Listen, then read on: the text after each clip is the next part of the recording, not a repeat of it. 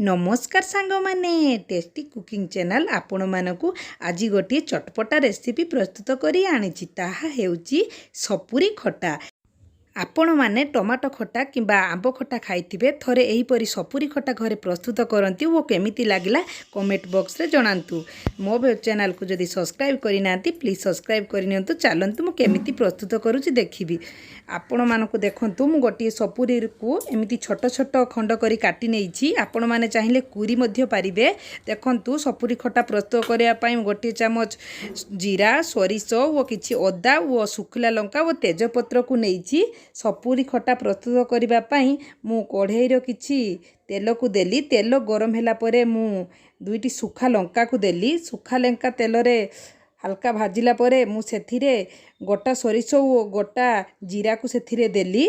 से सबु तेल रे फटिला परे मु छेंची रखितिबा अदा को देली। से सबु को भल्लो से मु तेल रे भल्लो से गुळेई देली। देखंतु एबे सेथिरे मु छोट छोट काटी रखितिबा सपुरी को सेथिरे देली। सपुरी देई भल्लो से मु गुळेई देली।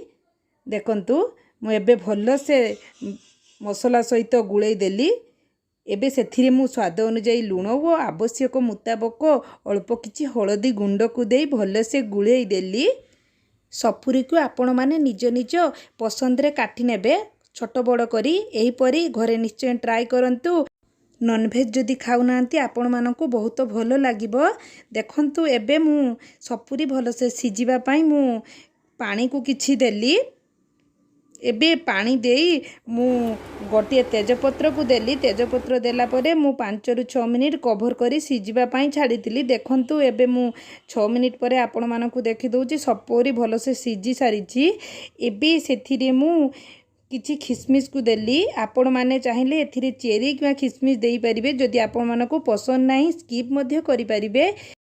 आपण मन जदि चाहिबे एथिरे नड़िया कूरा मध्य देई परिबे। एबे से सब को देई मु जो आपण माने जेउ परि भाबरे मीठा खाइबा पई इच्छा सेई परि भाबरे मीठा को देबे। मु एठी गुड़ नेइछि। आपण माने चाहिले एथिरे चीनी मध्य देई परिबे। गुड़ देले खटारे बहुत सुंदर बास्ना आसी थाए और खाइबा पई बहुत टेस्टी लागि थाए। एबे से सब को देई मु भल्लो से फुटिबा पई छाड़ीतिली। देखंतु मु 2 मिनिट फुटिबा पई छाड़ीतिली। 2 मिनिट परे सपुरी खटा रेडी हे सारिछि। केमिति लागिला निश्चित